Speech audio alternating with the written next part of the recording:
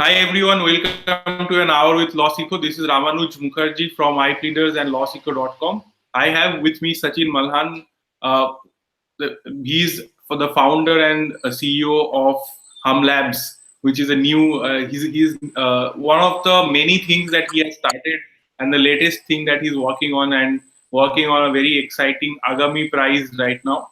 And Sachin, before, of course, I came to know Sachin for the first time, and mostly, I guess, other lawyers, not law students anymore, but lawyers know Sachin because of LST, law school tutorials.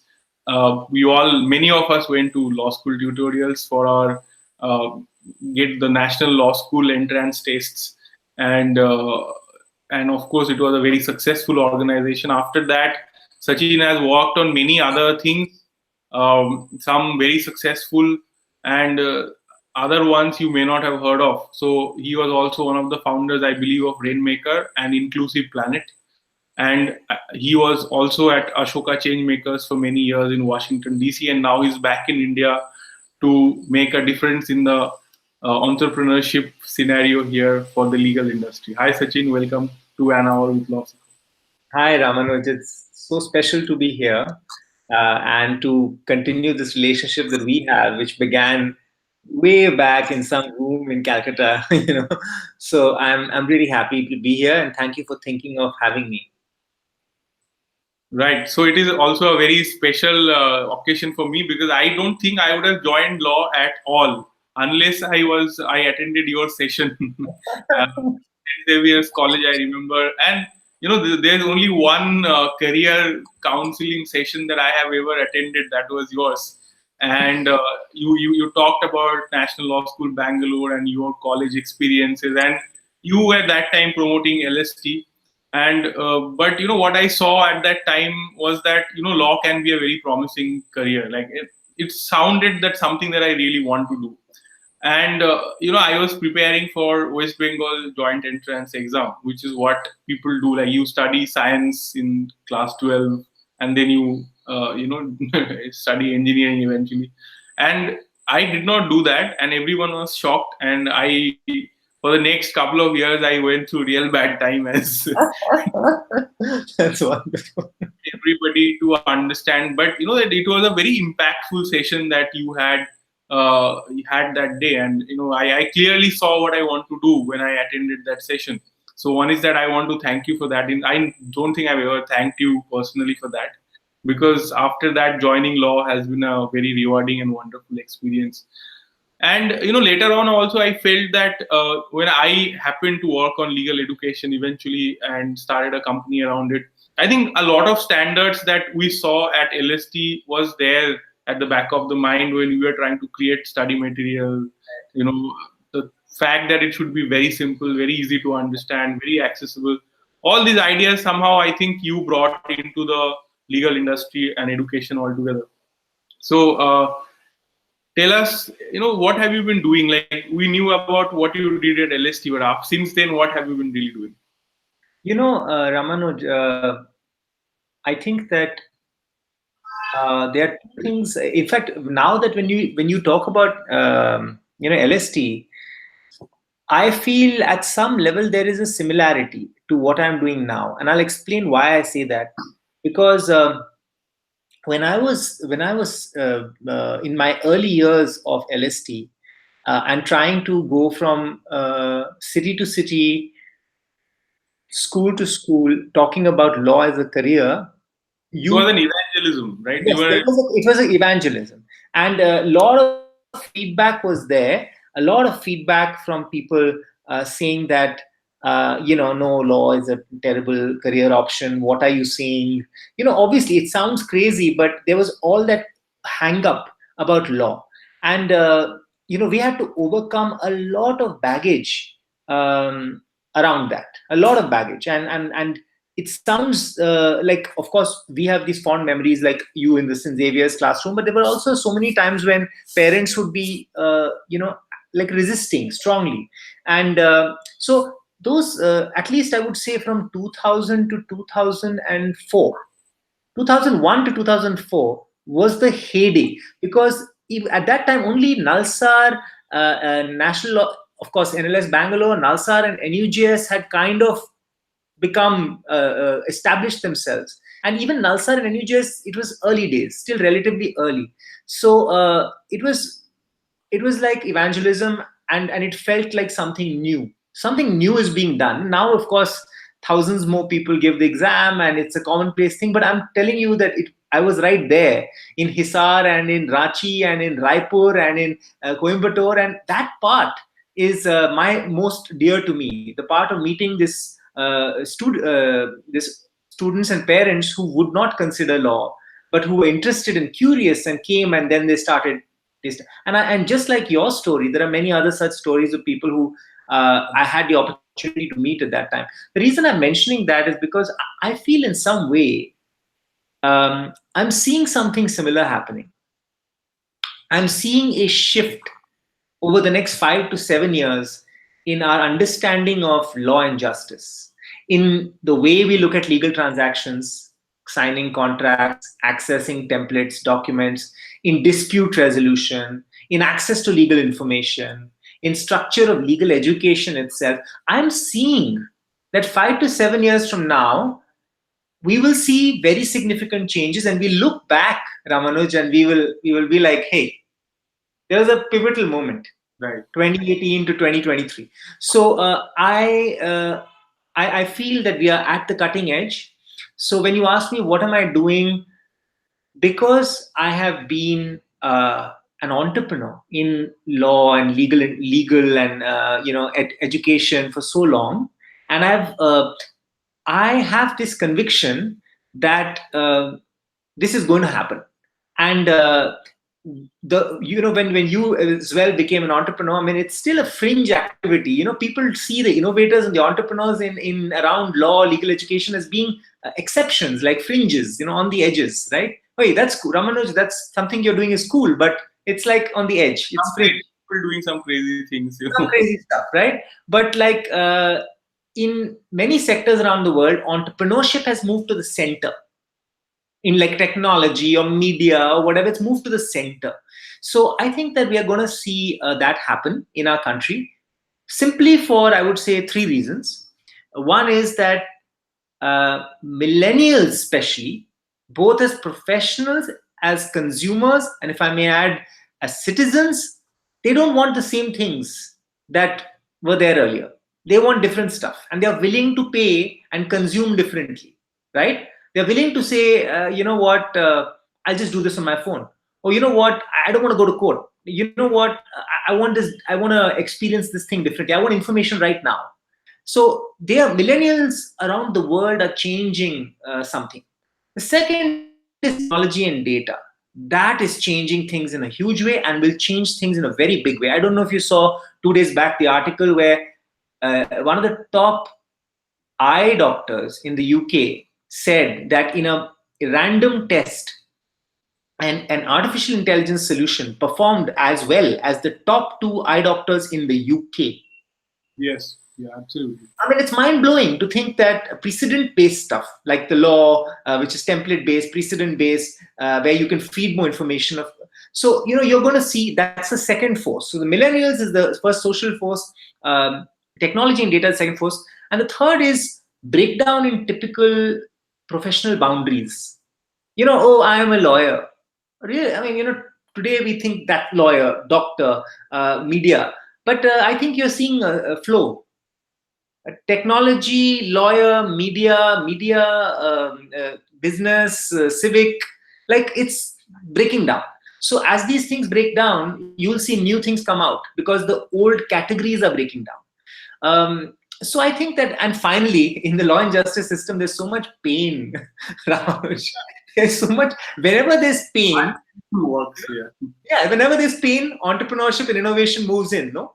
Like whenever there's pain, right? So I think that for me, my entire work has brought me to this point, including the 6 years in the US with Ashoka, looking at social innovators around the world, has brought me to this point where I have this feeling that one can do meaningful work to create an ecosystem to support this to happen.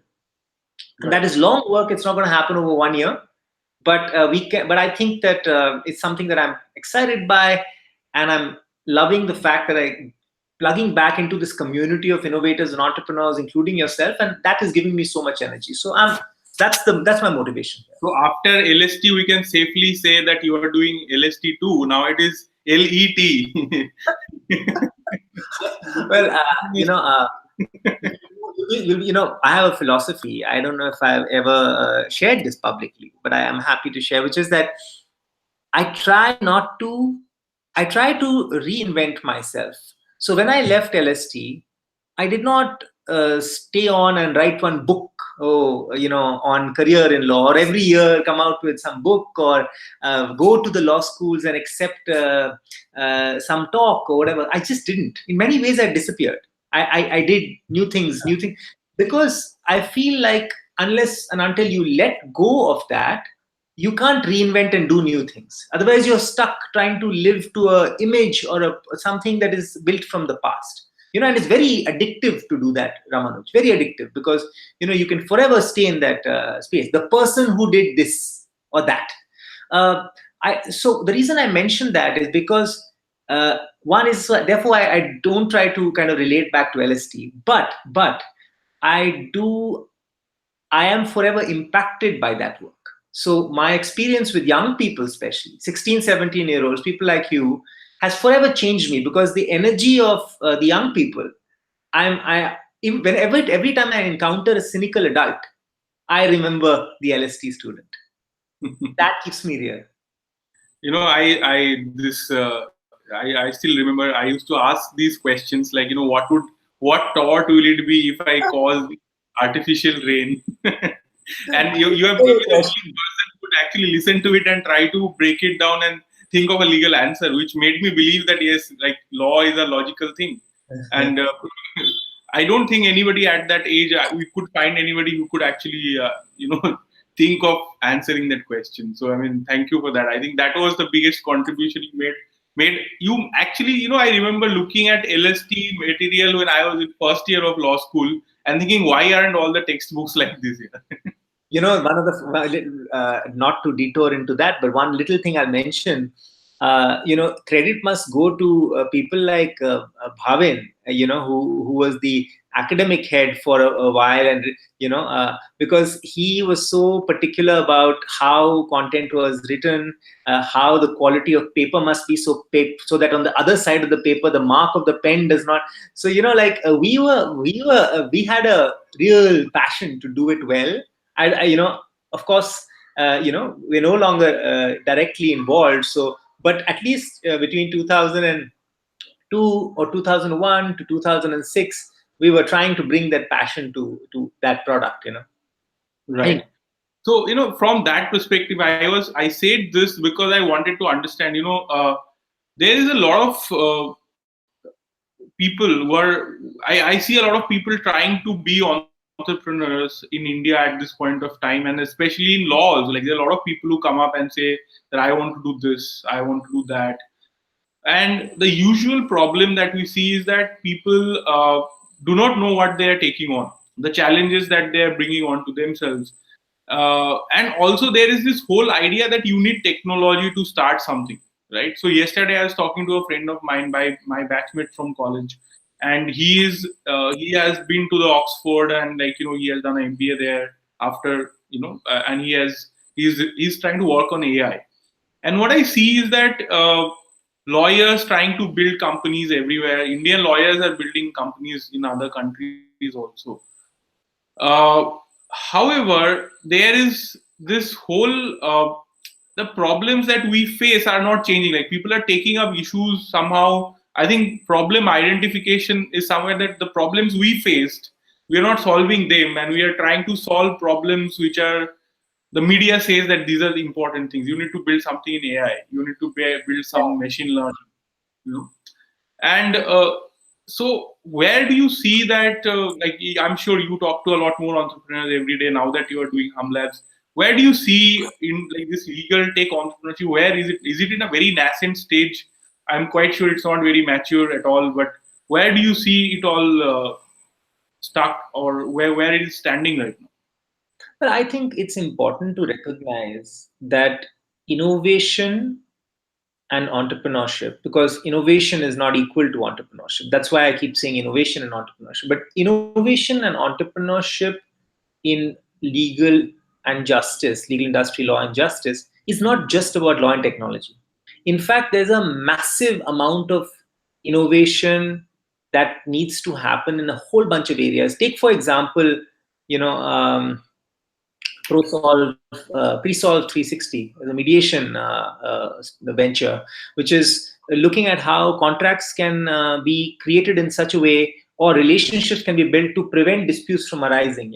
And how do you bring in expert professionals to prevent disputes? And I mean, or for that matter, if you look at so much work that's being done on legal literacy, or for that matter, work that is being done on how do you break down, make research more sophisticated. I mean, the point is, Ramanuj, yes, technology and data and those things are going to be huge drivers, but we must not think that legal innovation and entrepreneurship is equal to just legal tech. So I think first is that to recognize that the bigger thing is user centricity, is really starting to see where the pain is, where the needs are, and starting to design. And if technology is the answer, yes, by all means, apply technology. But you can't be chasing technology for the sake of technology, because then you will come to solutions that are not appropriate for the Indian context, and not just not appropriate for the consumer. You'll be surprised. Many of the technology solutions for enterprises, even law firms, I have my friends at law firms are telling me they are not appropriate. They are not relevant to the Indian context. They are not relevant to the law firm environment, or they're not even relevant to the legal enterprise environment. The point I'm making is not that technology and data is not a huge force, but we must focus on problems and see how to solve the problems in a powerful way. So my guess is technology is going to be a force in more than half of those problems, but that does not mean you lead with the technology, right? So to people, I would say that it's good to be familiar with the impact of AI and machine learning, which is going to be huge, no doubt, in natural language, in how data is analyzed, or even patterns are generated to give suggestions, whether it's in judgment or it's in documents or it's in transactions, whatever it is, it's going to be huge. There's no doubt about it, even in education. But the way to do this is to really be committed to solving problems that people are facing. So I would say that there are so many problems. That's why if you look at Humlab's work, Humlab works very closely with a collaborator called YM.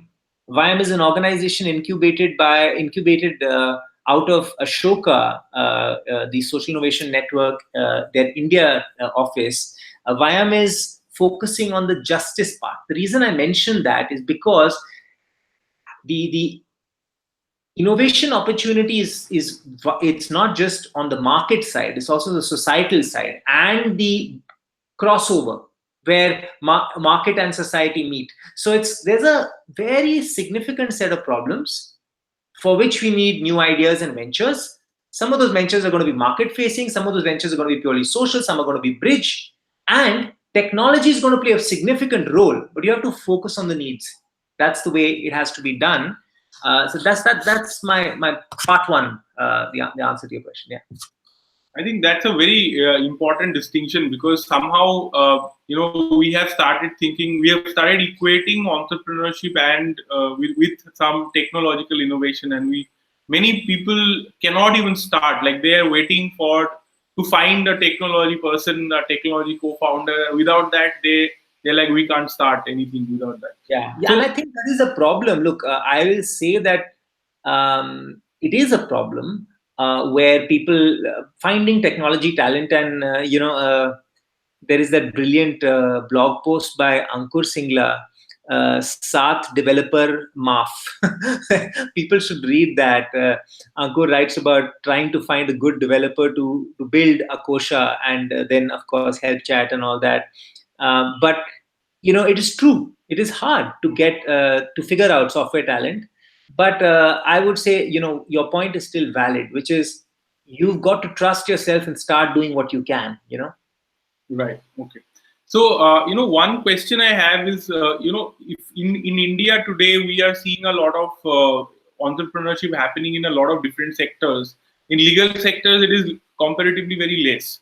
So, what do you think is the cause? Like, are engineers not finding legal enough, interesting enough? Because there are enough pain points. There's enough. It's a big enough industry. So, what is stopping large companies from coming up? Even if you mentioned Ankur Singla, so Akosha started with a legal problem and eventually veered away from it, went into something else, and the solution they were providing in the past, it is not there today. If it was there, I would have used it 5 times in the last 5 years. But and nobody else has built it. Like it seems like a no-brainer that somebody could build a business around it.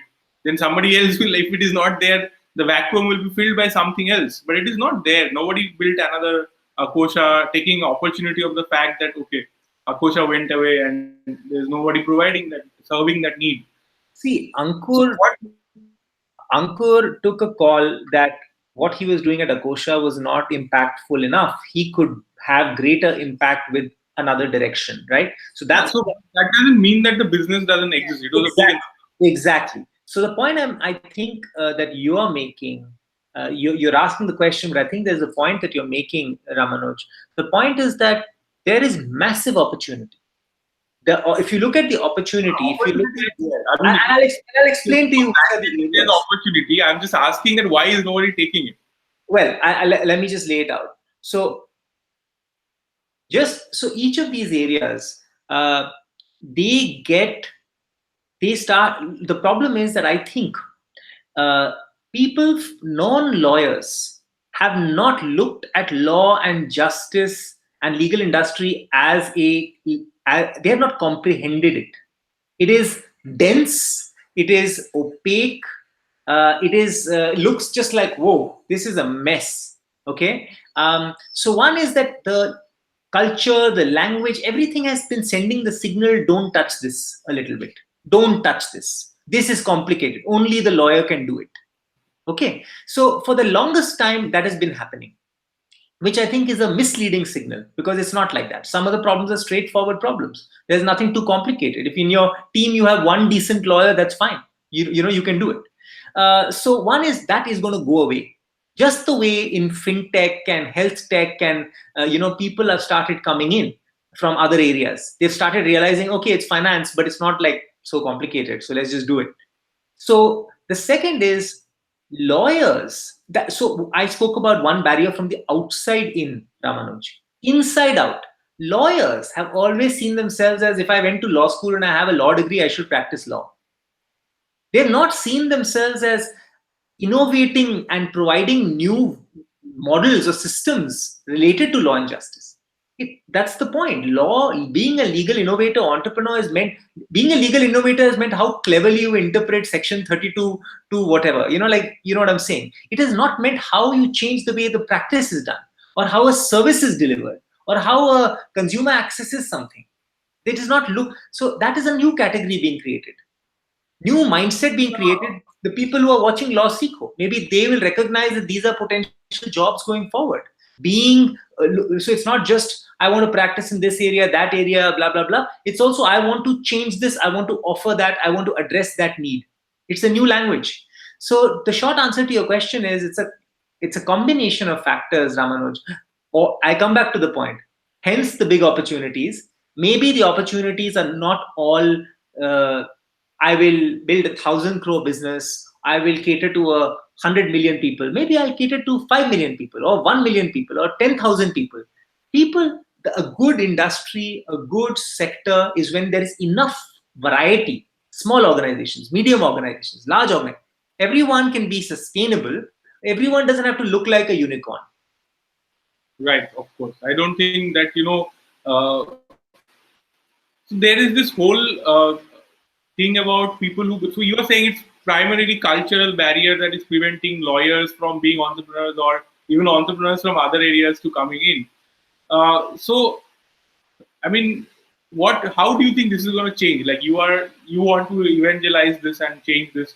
So what's the challenge here? Like because people are going to want to work in law firms, and people who work in law firms will want to work in you know litigation, and there are litigators who will want to work in companies maybe, and but nobody says that I want to start I want to change the legal system. It's a very unusual thing. We haven't heard that too much. So how do you think, like, where do you think these entrepreneurs of the future are going to come from? Where did the law students of the past come from? The point I'm making, Ramanuj, is some people walked into those seminar halls, into St. Xavier's, and had that interest. And, you might say you were convinced because I said something, or somebody else was convinced because somebody said, no, actually, our role was very small. Our role was just to be there at the right time, connecting you to a possibility. But actually, you were already on your way. So the point I'm making is that that's why I am the biggest believer in entrepreneurs and innovators, because they will lead the way. So I know it sounds like a simplistic answer. I'm saying right now, I'm in the middle of the organization of the Agami Prize, right? We have 1 week left to close for the Agami Prize, right? I'm already seeing the number of innovators and entrepreneurs who are doing things. The point I'm making is it's happening. If the movement is happening, it's just that it will need celebration, it will need resources, it will need mentorship, it will need connections, it will need all of those things. If you do that, it's not you. We are not. Humlab is not going to achieve. Humlab or the justice side, Vyam, is not going to achieve that by themselves. We are just riding the power that the innovators and entrepreneurs who are anyway rising bring. That's so when you ask me how will that happen, it is happening. It is just that it can happen faster, it can happen with more purpose and meaning, it can happen with a community and network. So who are these people? What is their background, and what kind of people today are interested in this kind of entrepreneurship? Very wide, very wide. We have many ventures that don't have lawyers. We have many ventures that majority ventures do have one or two lawyers.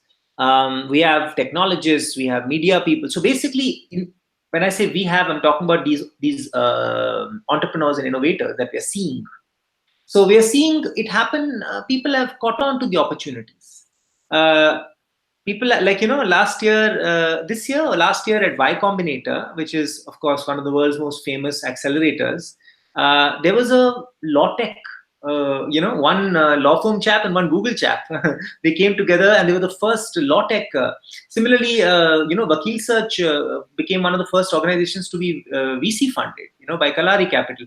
The point is, it is, you're seeing a blend of technologists, media, social people from the impact sector, people from pure industry. Sometimes someone who spent all their time in a bank gets out and says, I can dramatically change how banks handle disputes, or banks handle compliance, or banks handle contracts, or how banks even assess your credibility from a loan point of view, or whatever. I mean, we are going to see an explosion, Ramanuj. Mark my words, it's already happening. The point is, we need to make sure that this opportunity becomes visible to law students, to young lawyers, so they don't see themselves as trapped forever in the mindset that the profession is going to stay the same and I am going to enter into one of those possibilities. The things are going to change very dramatically, and either you can benefit from that, you can surf that wave, or you will be intimidated by that. So I think that's a very, like, that's the most encouraging words I've heard in a while about entrepreneurship. Usually, entrepreneurship has been a lonely struggle, and keeping Yes. uh, your courage intact and fighting the battle. So now, if that is going to happen, I am going to be very happy. No, I want to say Uh, something to you. I want to just one thing I want to say is that, look, I don't want to give the impression that change happens overnight. You, of all people, Ramanuj, will appreciate that from 2005, 2006, people have been saying online education has happened. Okay, you know where I'm going with this. yeah. The point I'm making is, in India, things have taken time. In 2002, LST experimented with using satellite dishes to do VSAT classes. You remember? Yeah. Okay. We were one of the first organizations in the country to do that. But in 1.5, after a year and a half, WebEx, VoIP came. But it's taken 15 years for good quality WebEx, VoIP based teaching to take off, because the broadband connectivity, comfort of teachers, mindset of parents, mindset of 100 things. So do you think these changes are going to happen overnight? Which means entrepreneurship is still going to be about survival, about persistence. But in the bigger scheme of things, what is 10, 15 years? That's the point. The point is, if you take a view as an innovator and entrepreneur that day after tomorrow you're going to crack it and have a great opportunity, it's not going to be that. Nobody has done that. Nobody. Maybe a few. Maybe there's some magical thing. You do that whole, you raise some money, you enter into perfect space, and exit or whatever. But the point I'm making is that it's not going to happen overnight. But in the bigger scheme of time scales, 10, 15 years is nothing. So if you persist and you are committed to building something, you will be able to get. Sure.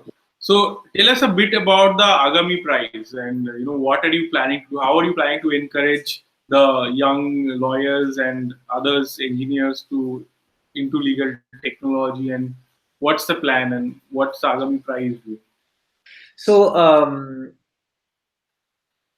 the Agami Prize, you know what? You remember when I said what is the role that we can play? I said if you celebrate them, if you create a platform to bring together organizations who share your passion for accelerating and amplifying innovation, if we can do that, then we would have at least created one key component, Ramanuj, of this ecosystem, which is a national prize that that is not about I am the best law firm, one of the 100 prizes that I'm the best law firm, but or about I'm the best lawyer. It is a prize for this tribe of innovators and entrepreneurs, people who are changing systems, changing products, services, pathways, workflows. So it's celebrating that. And I think it's very important to start to celebrate that on a credible enough platform. So organizations that are, that's why it was very important for the Agami Prize to be supported by the kind of organizations that are behind it now, that are, kind of associated themselves with it, Ashoka, Trilegal, Lilikani Philanthropies, Omidya Network, and more coming down the pike, more very credible organizations. So it was important to do that because we wanted to create a credible platform to say this is very important work. And here is a platform that will celebrate not just there are going to be 3 winners, right? Just 3 winners, like one industry category, and I'll explain the categories. But it's not about the 3 winners. It's about celebrating the entire thing. So we are really mindful of how do you celebrate much more than just the winners. How do you celebrate the stories themselves? So we are doing our best to do that. And if we can do that well, Ramanuj, then I think we will draw more interest in this space. We will make people aware that this is potentially a social impact or a market opportunity. We will foster more collaboration, possibly. People coming in contact with each other and saying, hey, let's do this together. We can support you. Come do this inside our company or come collaborate with our university. Whatever it is. So I think that establishing that credible national platform, which this prize will do, is a very important first step. And I repeat, first step. So that's important. And just to clarify, the prize is in 3 categories, actually 2 categories, and one is not really a category, but I'll explain. One is the industry category, which is really, legal industry market, like, products, services, solutions, new ways of doing things. Law tech is, for instance, fits very nicely in that, but it's not, as I clarified, it's not just about law tech. There's a whole bunch of stuff that comes under that. The work you've been doing with IP leaders and a whole bunch of things could come under that. New forms of legal journalism could come under that, because at the end of the day, that's what this is about.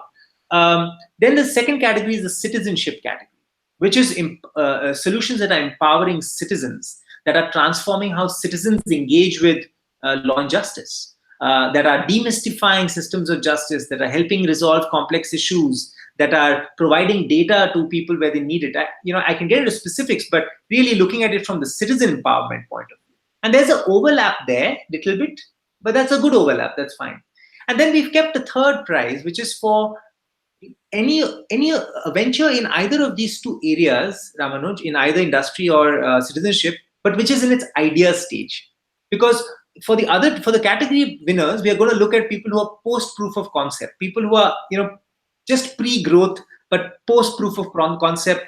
But for the idea prize, we're looking at people who started working on something really promising, haven't yet proven it, but they've really done significant work on it, and we want to celebrate that too.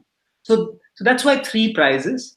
And finally, we're also going to have, not as a part of the prize, but we're also going to be looking for innovations inside state institutions, like people inside courts and state institutions, who are doing, because those people are bigger champions than very important champions. Because if you can build a tribe inside those institutions and get them to recognize that they can have a role in changing something big, that will be valuable. So that's the way the prize is structured right now.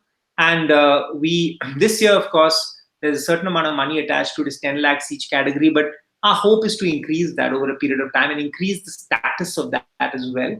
And just to repeat one point, ensure that this is not just about celebrating the winner, but this is about celebrating the community. Yeah. So how are you going to select a winner? Is it based on what people have already done, or what they're promising to do, or what hardship they've overcome? So how do you decide? What's the parameter, and what's I'm not saying parameter in sense of small small things, but generally what are you trying to reward here through this? I think I think that's a really important question. I think great attention is being paid to solving a significant need.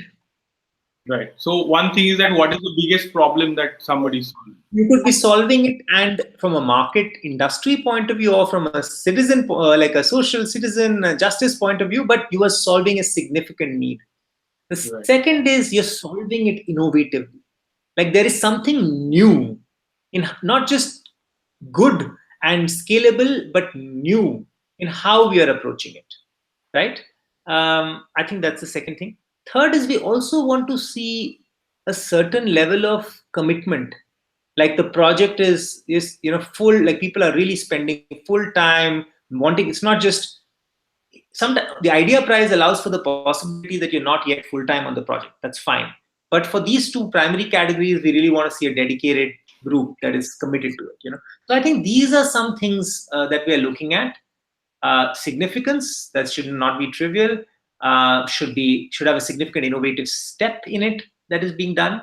On the citizen side, ideally, we'd like to see something that's changing a system, not just a new product or service that's soothing a pain, but actually changing a system. So these are some things that we're looking at, and I can get those details I can get into, but I don't want to bore anyone. Generally, this is a general idea. Yeah. So that's very helpful, and I think for to understand what the Agami prize is.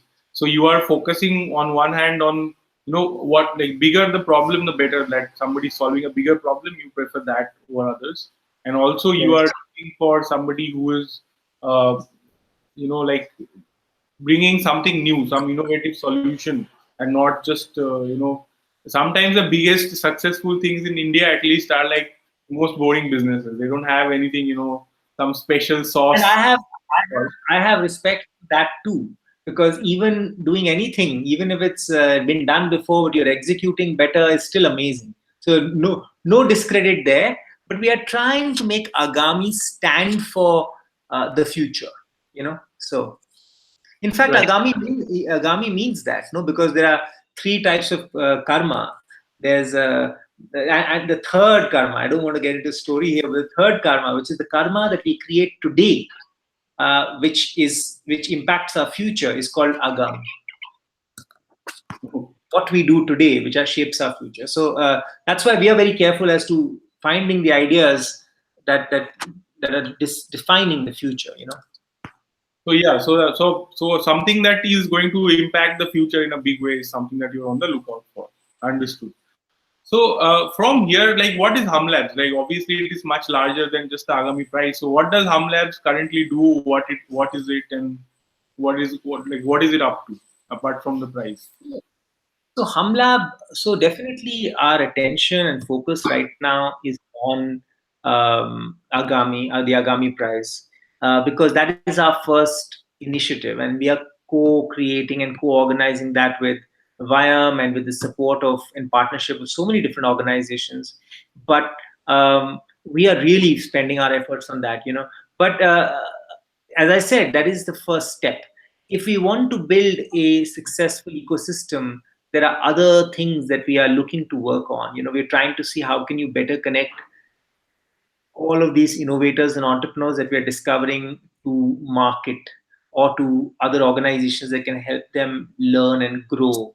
We're also looking at we're experimenting with the idea of potentially seeing how we can accelerate some of these initiatives. But we really want to be in the learning mode right now, Ramanuj. We want to see this body of organizations and ideas, and we want to see the next few months and then define what next for Humlab, because Humlab's vision is clear, right? Like, as I say, it's building the ecosystem to accelerate innovation and entrepreneurship in legal industry, law, and justice.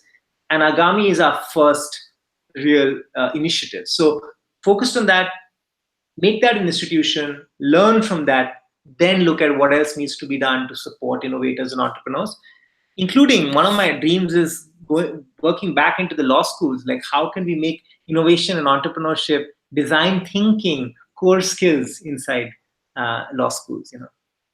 Right. So, if I'm just trying to understand, is this a for-profit organization or not-for-profit? How do you finance? Like, what's the model? Yeah, it's a very good question. It is a for-profit organization, more for anything else, because we don't see any we don't show it, so we're kind of like rolling it out as a for-profit organization, but it might be more. We might have a multiple different organizations that are working together as a kind of coalition. So Viam is a non-profit. We might collaborate with a bunch of others. We're working very closely with Bahura. We are working with a couple of other organizations. So the point is that I think we are approaching this from a very collaborative network kind of point of view, Ramanuj. So you might have some organizations that are for profit and could potentially be monetized, and other organizations that are non-profit, and they could too also be monetized, but they would have different relationships with their stakeholders and stuff. So I think that it's really a network, and we're looking at what is the best structure for what we're trying to do. So to answer your question, you know uh, Humlab right now, we're not ruling out having products and services that are commercial products and services. So we're not ruling that out. So that's the reason why we've framed it. Currently, we held it as a for-profit. Okay. So it has been like quite an interesting time in India. We saw a lot of venture capital being pumped into a lot of startups, and a lot of that really going up in flames. What do you think is the right approach? Like, a lot of people start up with the idea that I have to raise funding, and this is the be all and end all of entrepreneurship. How do you think legal tech startups will succeed, and how are they going to come up? For some many companies, of course, venture capital has worked really well.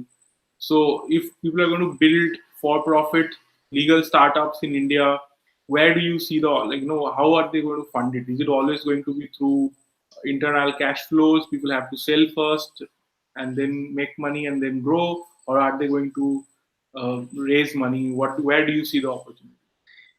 I think this is an area where I've been doing a little bit of reading and really trying to explore this. So it's an area close to my heart. Um, all I'll say is that, look, there are going to be a few angels and VCs who get in and get involved, but it's still early days. What that means is while I'm not ruling out that you must knock on whichever door you can, um, I think people have to be ready to bootstrap significantly. People have to be ready, especially where people have B2B kind of businesses or B2C businesses that have a strong B2B potential. Take advantage of that and build through the business. You know what I'm saying? So it's a bit like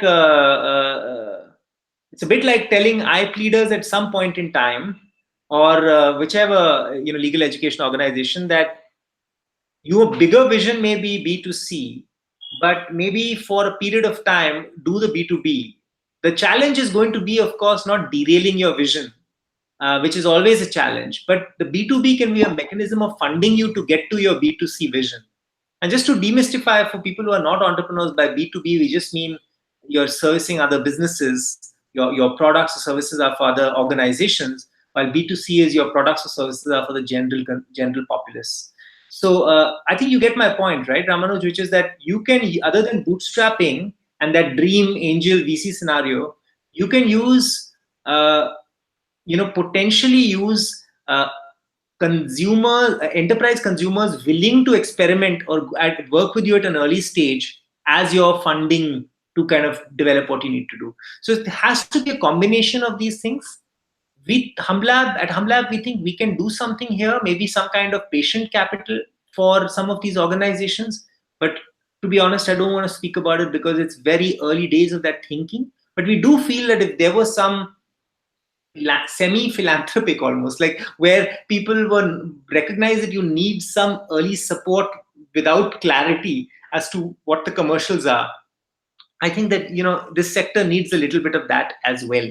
So there is need for some new types of funding mechanisms, better work around bringing community together to fund. But I think that innovators must look at those opportunities that I mentioned. Bootstrapping, basically.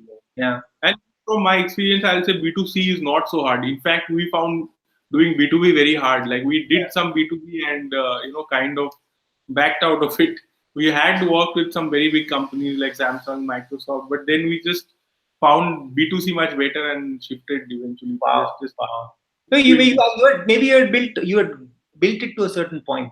You had established certain credibility. I don't know, maybe, but starting from scratch, sometimes it can be hard. Yeah, I mean everything is hard. Your experience might be different, which is great. Yeah. So, I just wanted to know, where do you see the opportunities arising? I know it's a very big question and you can keep answering this. Think are the come from in the legal sector? Like where activities happening in the next 5 years? Yeah, I think that I look at this. Maybe we can identify it as maybe four buckets. Yeah, let me get this right. Four buckets. One bucket is enterprise legal. The legal and regulatory and compliance needs of enterprises. They are huge, huge. I mean, whether it's contracts or it's disputes or it's compliance or it's preventing issues like, for instance, sexual harassment. I mean, just very vast is a category called enterprise legal, correct? And there's just a bunch of opportunities there. And there are already ventures who are trying to address these opportunities. They're digitizing transactions, they're automating contracts, they're making research more intelligent inside the organizations, they're doing compliance in smarter ways, they are resolving disputes which occur between wholesalers and distributors. And so there's a very wide body of opportunity there. And it's unique to industry also, banks, FMCG, insurance. So, it varies. Technology. The second bucket is consumer legal, the general consumer out there, the public. Again, legal transactions, forms, consumer complaints. You said, I would go to Akosha if disputes again, so consumer legal, which is this big category, people wanting different experience easier. I want to do a registration. Why do I have to go to some Kurla court and do that and stand in front and whatever? Can someone just help me out? This is just a small example, but there's just so much more. Sharing economy contracts, people who want to create communities where relationships are different, where property rights are different. Very interesting. So consumer side. Third bucket is citizen legal, citizenry, access to information. I mean, what Nyaya is doing, and a whole bunch of other things. Like citizen legal, right? There too, you have a vast number of opportunities. And the fourth is, big law, that kind of stuff. Law firms and like practitioners, where lawyers and law firms are the beneficiaries of these services. They can do due diligence better. They can do their basic contracts better. They can do research in a more smart, natural language way. These are the big categories, Ramanuj. And each is enormous. It's just that we don't know it, so we don't think about it. But each is enormous. And I think that's where the opportunities lie. Right.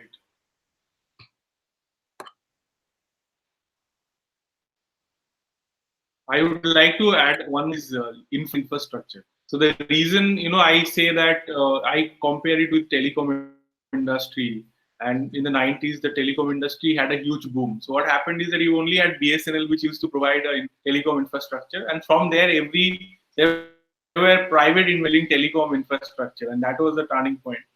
So if you look at it in India right now, the justice infrastructure is only provided by the government. And Excellent. it's just telecom, right? It's like BSNL. So imagine like there has to be arbitration centers, there has to be mediation, there has to be maybe legal clinics which are outside the government infrastructure. There has to be other service providers, and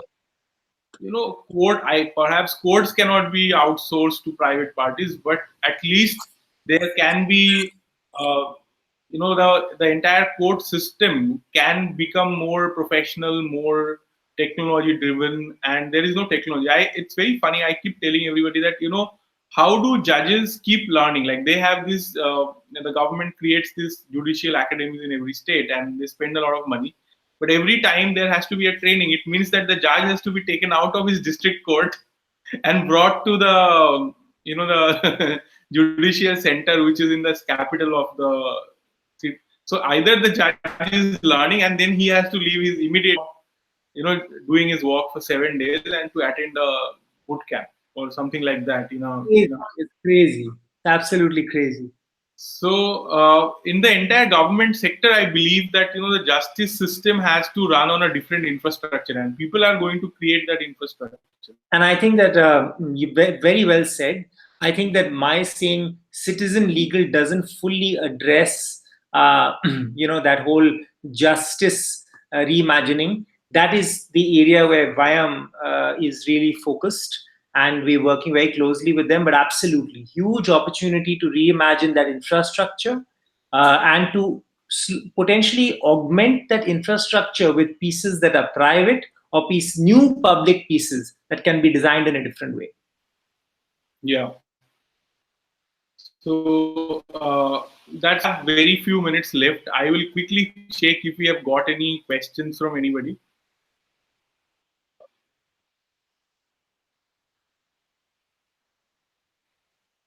This is a very interesting discussion, and I can go on asking a lot many more questions.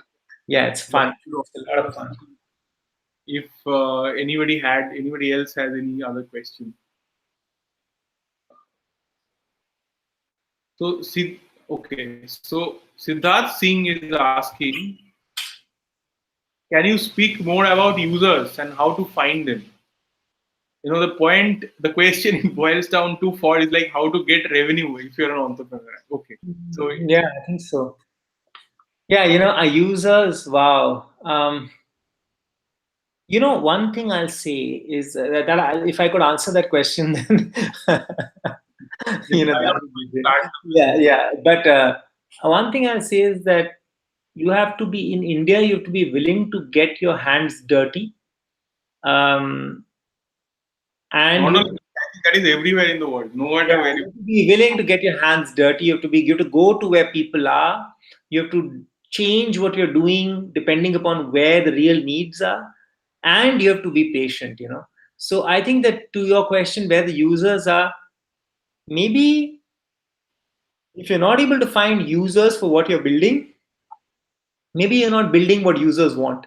You know, so you need to go out there I and really. question to answer, like so just I want to throw in my 2 cents here. Yeah, You yeah, identify please. the users. Yeah, so you identify the users, Siddharth, first, and what they want. You find the users before you build anything, right?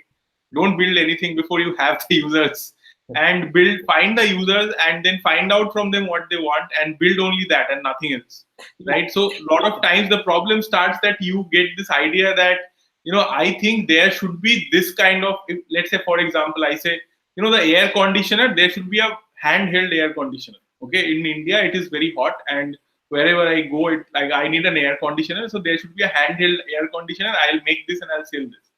Now it's a very dangerous thing to do because you don't know if people want handheld air conditioners or not. If people say yes, a lot of people are saying yes, we want handheld air conditioner, then build it. Don't build it beforehand and then look for users.